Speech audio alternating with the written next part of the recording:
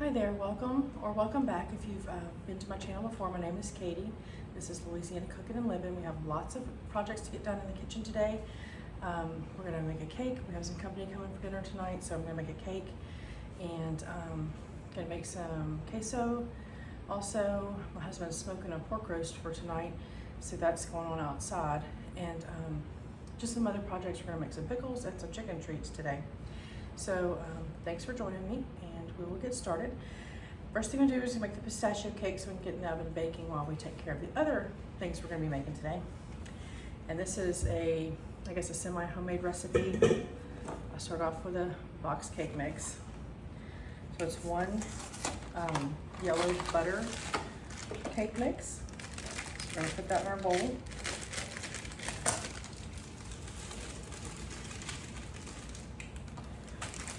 We are going to add one box of Jello pistachio pudding. I'm going kind of by the cake mix directions, but kind of modifying it a little bit.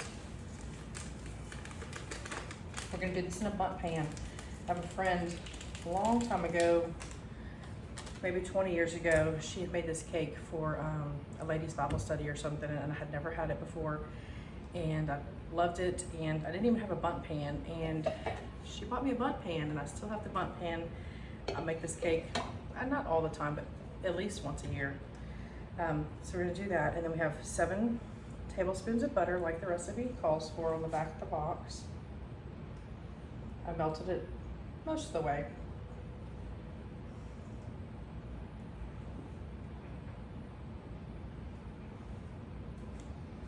Cake turns out green. We're going to add about 1/2 cup of sour cream. This is not on the recipe on the box. I find sour cream makes cakes very tender and moist. And then we're going to do 4 eggs. The recipe calls for 3. We're going to do 4.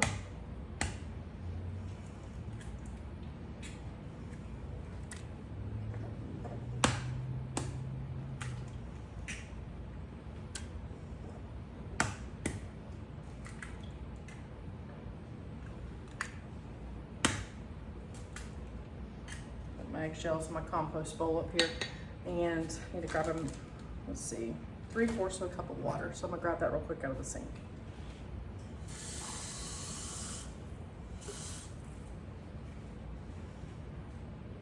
Just using my same measuring cup there. Okay.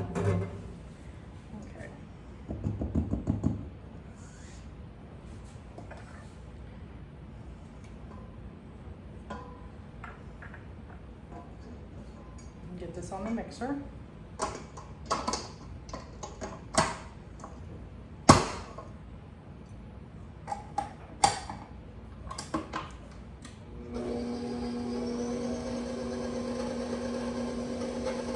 All right, while that's mixing, we're gonna spray our cake pan with a bundt pan. All these nooks and crannies, I cannot stand grease and flour it. So they have this Baker's Joy spray that's got the flour in it. I love this. I know it's not healthy, but we're having cake, so I'm gonna spray this over the sink.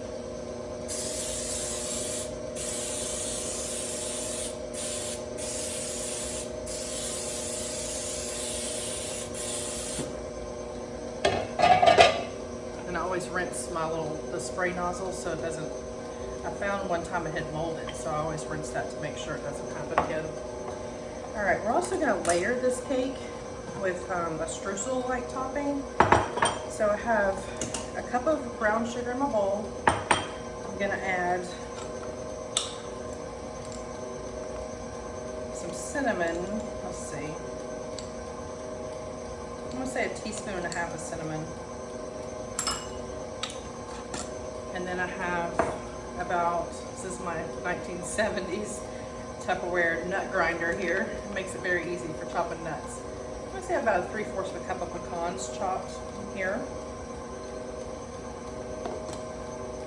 We'll give that a mix.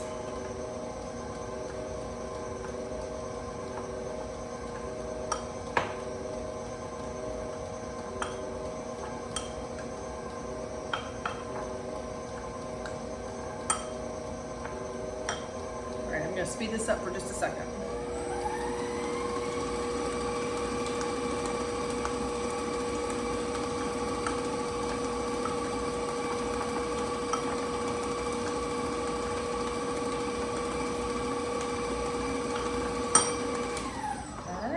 That's how easy it is. At the end, we will put a powdered sugar glaze over this.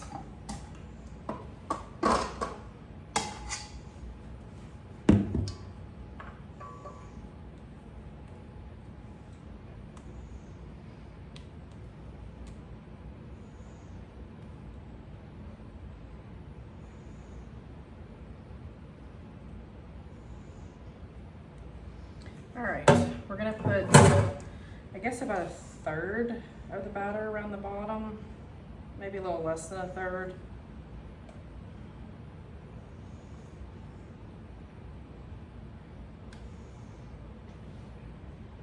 Let's say about a fourth. We're gonna put half of our little mixture here into our cake pan on the batter.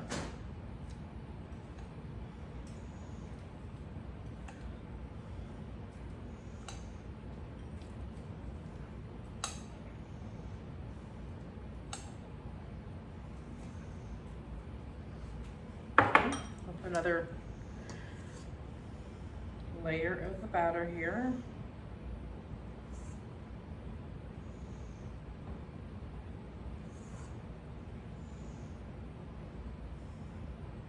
So we should come out with 2 layers of the nut mixture and then 3 layers of the cake mixture. Kind of spread it around.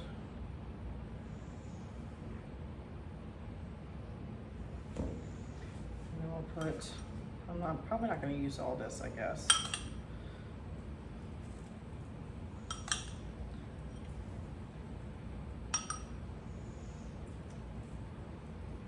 All right, I didn't quite use all of this. I have about not much left. Put the rest of the batter in. Now this does take longer to bake than the bundt cake recipe on the back of the box. I do have my oven at 350 preheating, and I think at about 45 minutes I usually start checking it to see if it's ready. Let's see, the cake mix says a bundt cake starts at 33 minutes, but this does take longer. But when I finish baking it, I'll tell you exactly how long it took. You'll find if you follow me and watch my recipes, I really don't follow recipes too much. And so I'm not quite sure how long I usually end up baking it. I usually just keep checking it.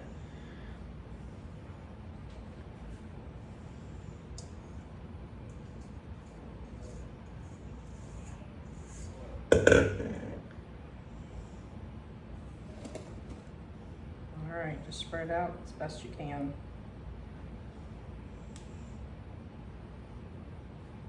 Okay, we're gonna get this in the oven on 350 degrees, and then we will turn around to the other side of the kitchen and we'll get working on our other projects. Okay, so the next project is gonna be some queso. I have a pot of water here simmering with a bowl sitting on top of it, like a double boiler. We're gonna melt it in here. And so what I'm gonna do is take a half a brick of the Velveeta. We're gonna chop it up. Trying out different recipes for making queso. One I tried just the Velveeta and milk and the pickled jalapenos, but today I'm gonna add, for some different flavor, this Mexican melting cheese. It's called Oaxaca. It's from the Oaxaca region of Mexico, but I get this at Walmart. They sell it there. So we'll take a half of so I guess 1 pound of the Velveeta. This is the yellow Velveeta. I prefer getting the white, but they didn't have the white whenever I bought this. The Oaxaca cheese is white though. So we'll add this, we'll add some milk and the jalapenos, and we'll the wrapper in there. And we'll get it melted on the stove. You don't want to put it straight on a burner because it will burn the cheese if you put it straight in the pot. So we're gonna chop up this Velveeta and add it in there to get it to start melting. It is soft, it's been sitting out. I'm just gonna do a rough chop. We're having a Hispanic themed birthday party here next month, and she really wanted some queso, so I'm trying to get this recipe going. I'll turn my burner up to get it simmering more. It's just kind of warm right now. I love this cheese. We shred it for our tacos. Something good that you can do is if you shred it up, heat up a little ramekin or something that you can, ceramic dish you can put in the oven, and heat up that in the oven. Pull it out, put your shredded cheese in there, stick it back in the oven, and it melts it and kind of browns the top of it, and it's really good for dipping your chips in that. So we're going to chop this up in chunks also.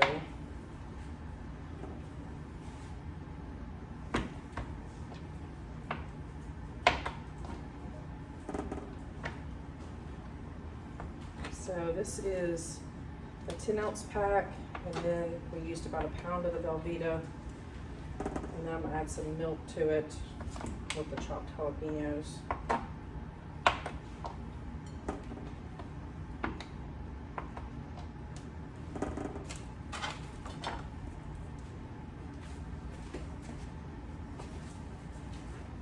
We got the milk out of the fridge.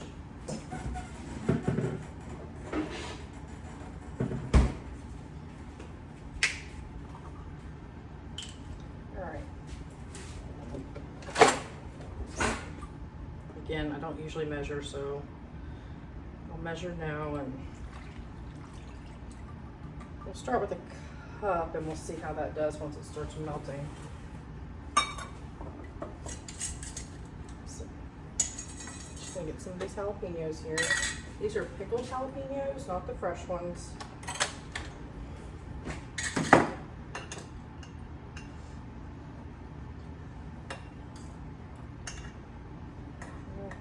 Dice up 2 of these. Usually what I do is I'll slit it and then squeeze the juice out into the dip there.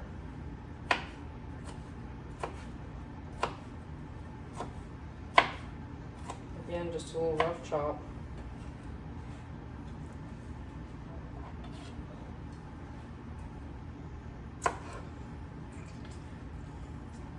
Most peppers, it's kind of like garlic too. You don't know the intensity of it because each one is different until you actually taste it. So sometimes you have to adjust all that. All right, let this get melting, and while we're doing that, so we have our cake in the oven. We're going to have our queso melting. We will start on our pickles. I'm gonna kind of put my stuff up, and we'll turn the camera around because I have different stations set up. I'm wanting to kind of streamline this, so I went on and set different stations up on what I was making. And we'll keep an eye on our cheese, and we'll get the pickles going.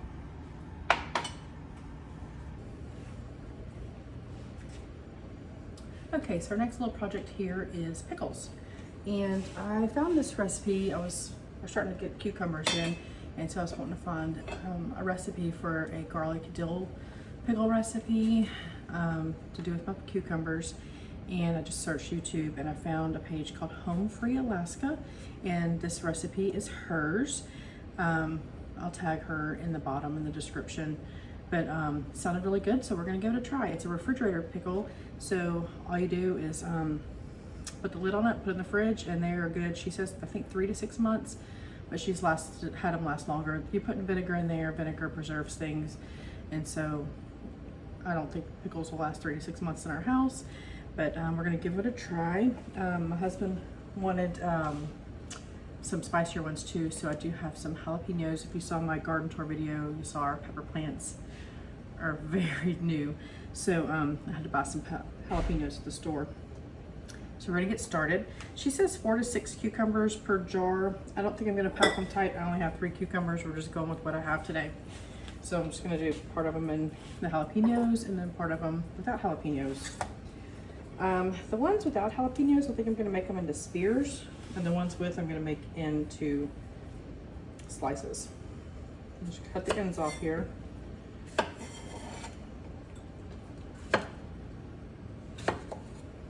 These cucumbers from my garden are so sweet. I know they're not pickling cucumbers, but that's what we like. I'm just gonna drop these down in here.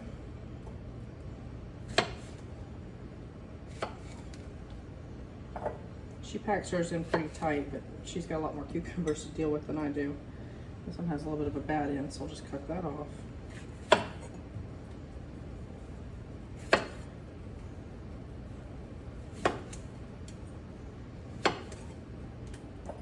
My chickens love the cucumbers too. I've given a couple of them to them, kind of sacrificed my cucumbers to the chickens. They love all the seeds. All right, so now I'm gonna do slices. I'm gonna do kind of a bigger slice. They like them, my husband and my daughter like them pretty crispy. So we'll leave them kind of a bigger slice. I'm gonna layer, I probably should put the seasonings down the bottom. Maybe I'll stop what I'm doing there and I'll put my seasonings in. Okay, so it's 1 tablespoon of salt.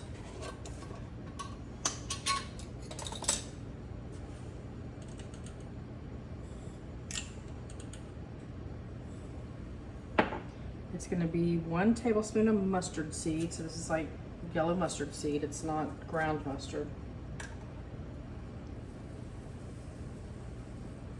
This recipe kind of makes me think of the, I think it's Clausen pickles in the refrigerated section at the store. A half a tablespoon of peppercorns. There's some black peppercorns here.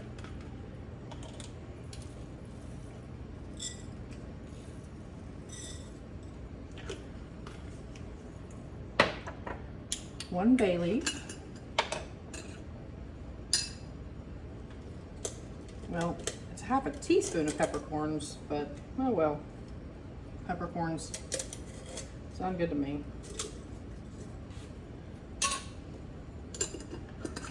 And then just have some dill from the produce section here. It says 3 sprigs of dill. Oh, this smells so good. Per jar. Looks like 3 there.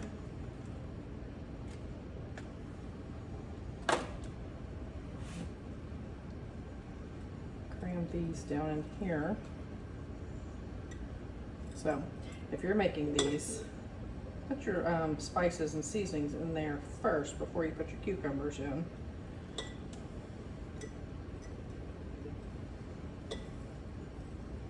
All right. And then, oh, the garlic. Don't forget the garlic.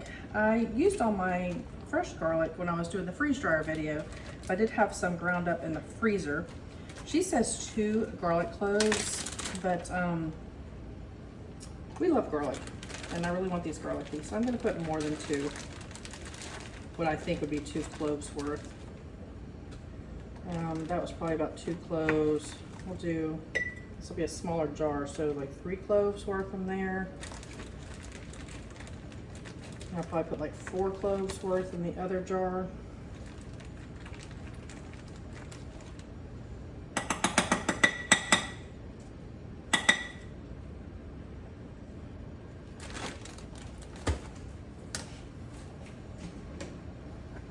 Okay, I'm gonna give my cheese a little stir over here. It's looking like it's melting. Turn my burner down now.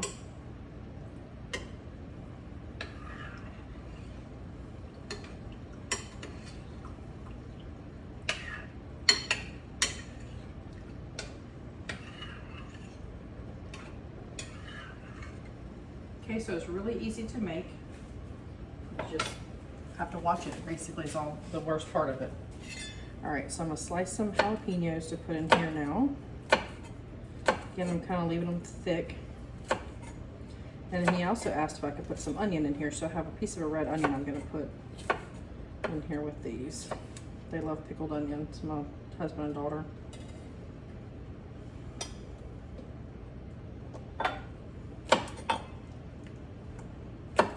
Fun fact, if you don't know, chickens cannot sense heat.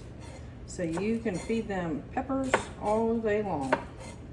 I think I mentioned in that, when I was talking about my chickens the other day, I do put red pepper flakes in their chicken feed. It helps keep different pests away from them. All right, so we have cucumber, we have jalapeno. I'll put some of this red onion in here.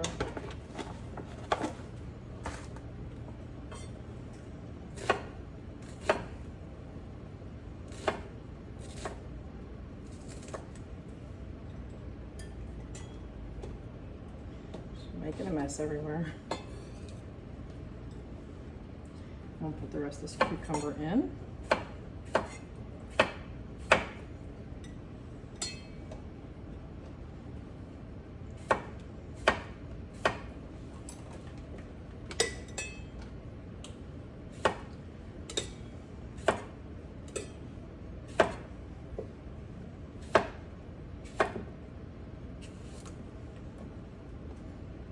Give all these little scraps to my girls. All right, more jalapeno. Hope he really wanted spicy when he told me to put them in here.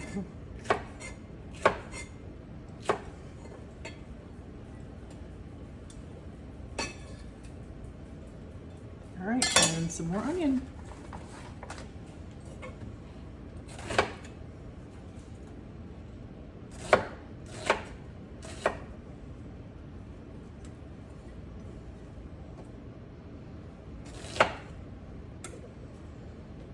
Alright, that's about enough. Okay, so then she says to put a cup of vinegar in the jar.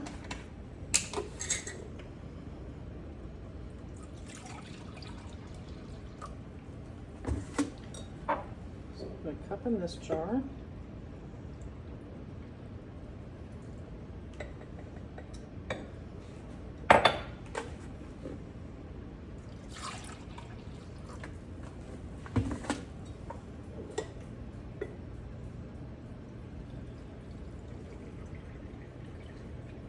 And then to top it off with water. So I'm gonna grab some water real quick.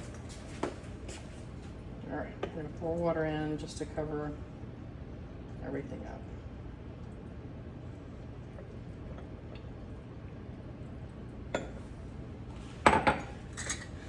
Put the lid on. These are quart-sized jars, by the way. And we'll give them a mix to kind of dissolve that salt.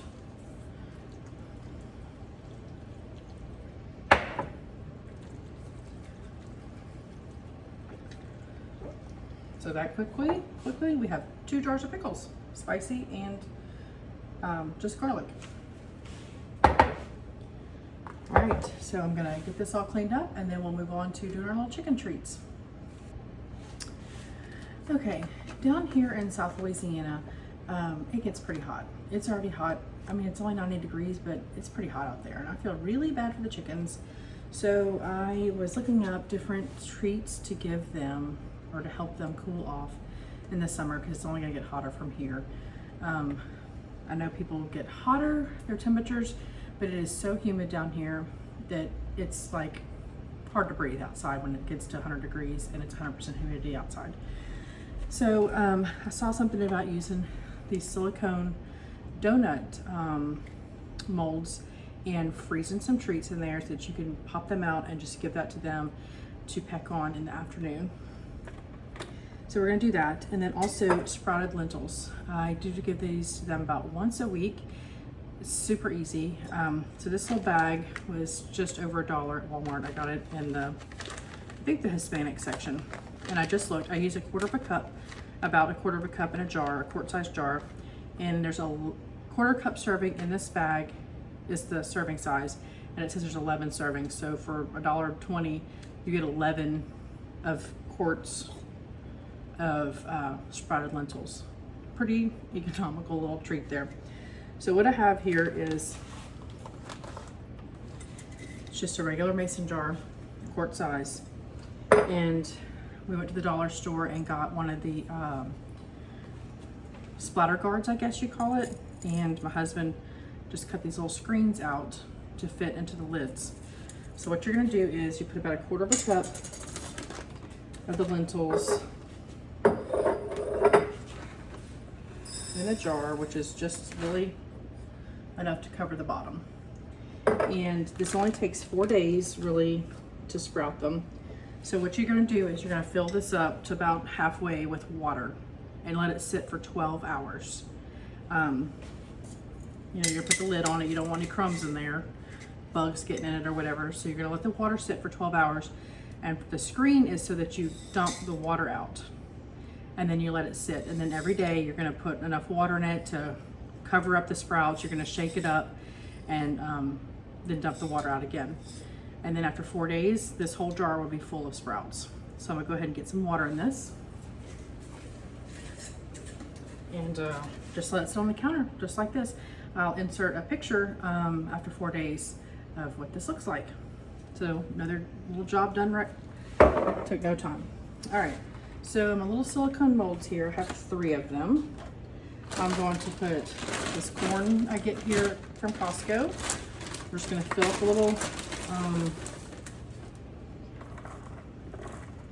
little rings here.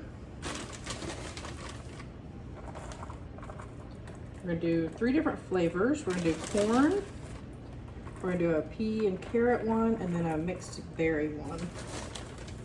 And I have a feeling that they're gonna love this.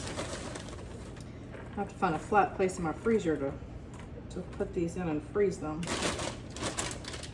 Oh, I'm gonna check on this cheese real quick. I kind of hear the water in there boiling.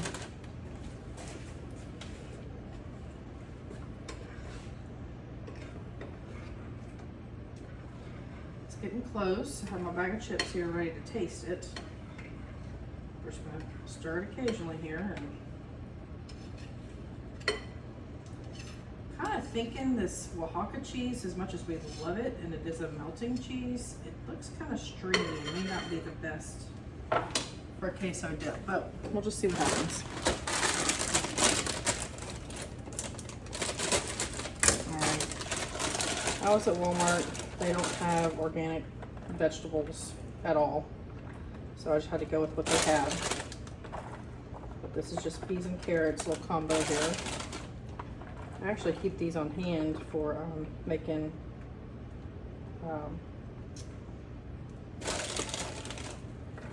fried rice. That's what it is. Kind of had a little memory issue just then.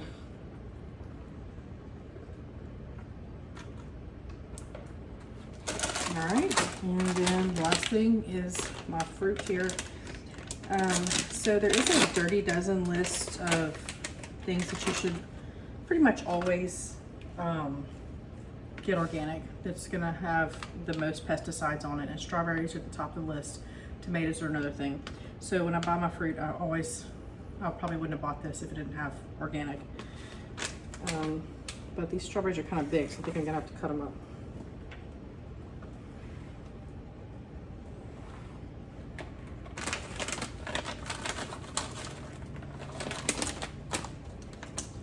Use my scissors here and cut them up. I feel like they like anything red, but I don't know if it's just because they love tomatoes and strawberries so much. But my few little strawberry plants out there, they're pretty sweet, and then I'll take a bite of my strawberry and then give them the whole.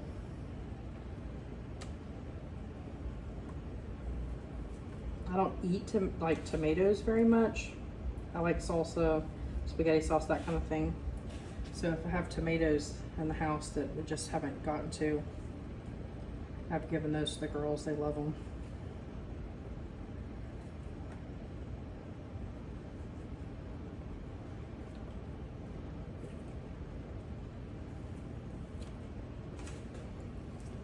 These strawberries are big. They smell good.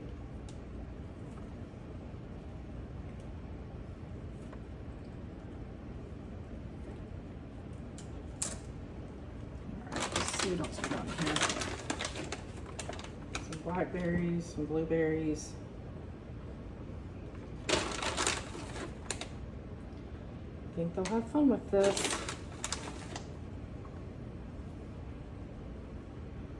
I think what I might do would be like give them 2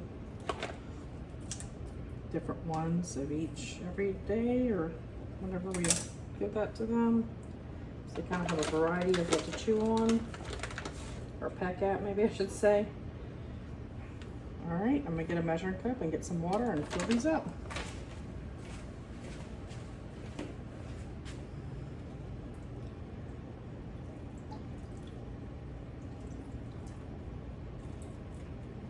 Using the silicone mold will make it easy just to pop right out.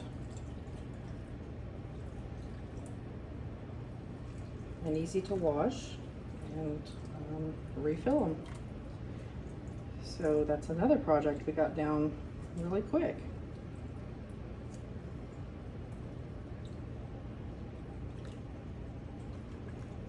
So we got our cake in the oven. We made pickles, we made queso, we made 2 different chicken snacks, and I think that was a pretty good I guess about an hour. That's all we've spent so far. Let's stir this cheese again real quick.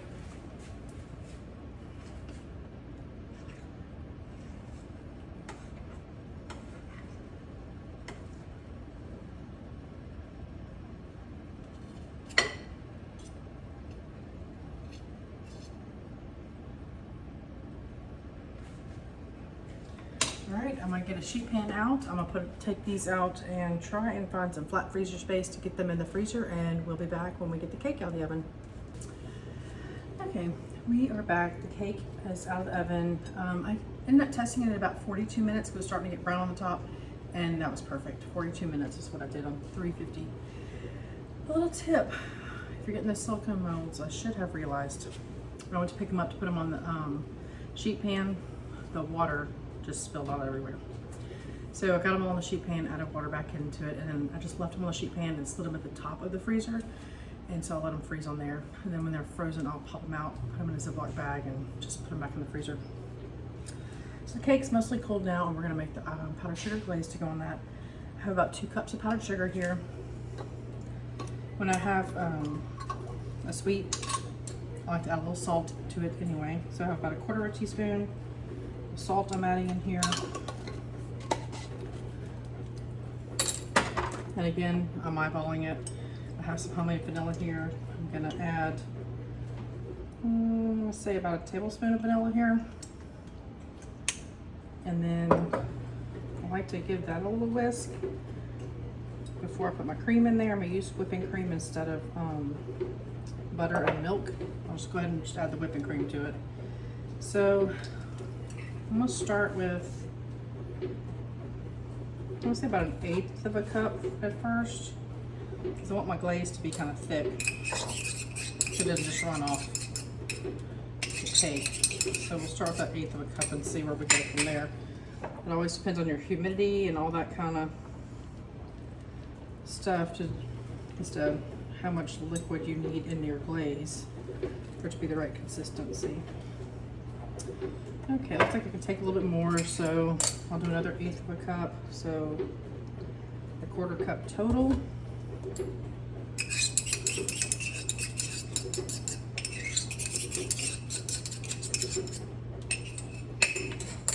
Give that a whisk.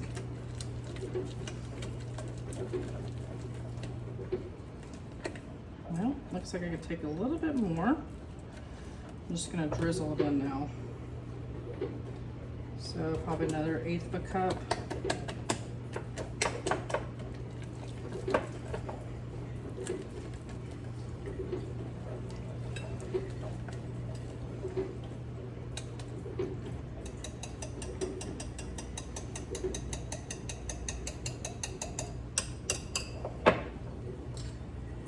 I caught up in my whisk here.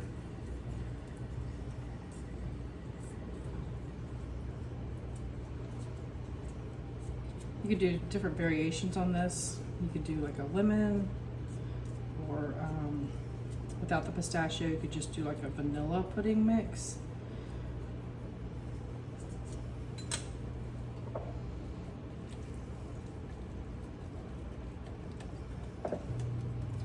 My husband usually whisks this for me because to get all the lumps of the powdered sugar out is kind of hard. All right, that looks good.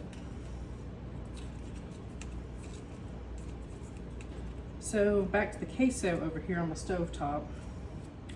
I went on and added a little bit more milk twice. I ended up adding a whole other cup of milk, and I added another jalapeno to it and about 2 pinches of salt to that. I think it's tasting pretty good.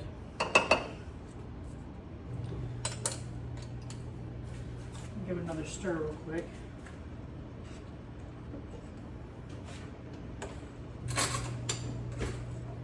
So the consistency is almost what you would get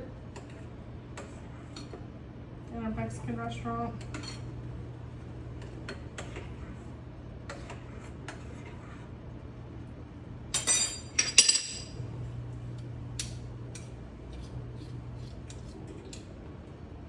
We'll give that a taste test in a minute. All right, we're gonna put the glaze on our cake here. Actually, I'm gonna add a little bit more cream to it. So maybe a half a cup total of the whipping cream.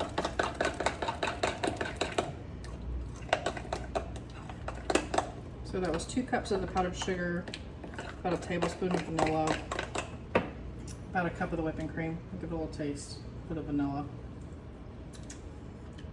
It's good. All right, we'll drizzle this on top. I just kind of go back and forth when I drizzle it.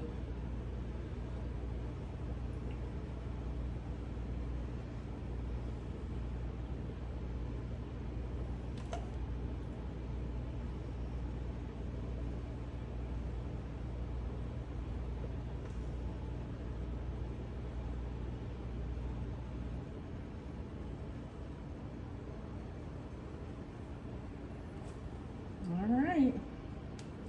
We are going to slice into it and give a little taste. Very soft.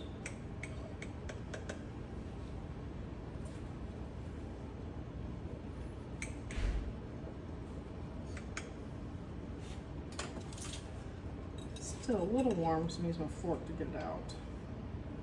It's kind of wanting to fall apart. I'm going to let you see the. So it is green, but it's kind of got the ribbons of the streusel in there. That little taste right there was good. All right, we'll get a bite.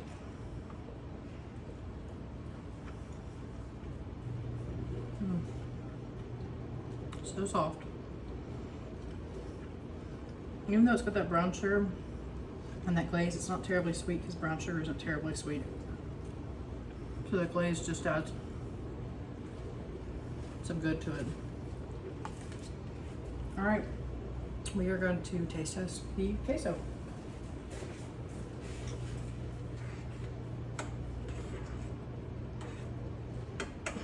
I'm gonna get a little sip before I do that. And get the sweetness of the cake out of my mouth.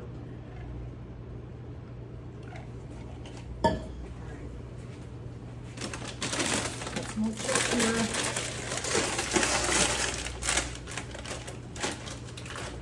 Chip out. I always break my chip in half because I don't want to try putting the whole thing in my mouth.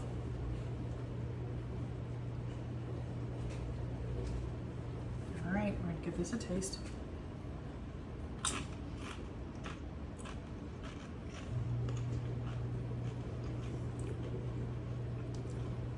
The taste is pretty good.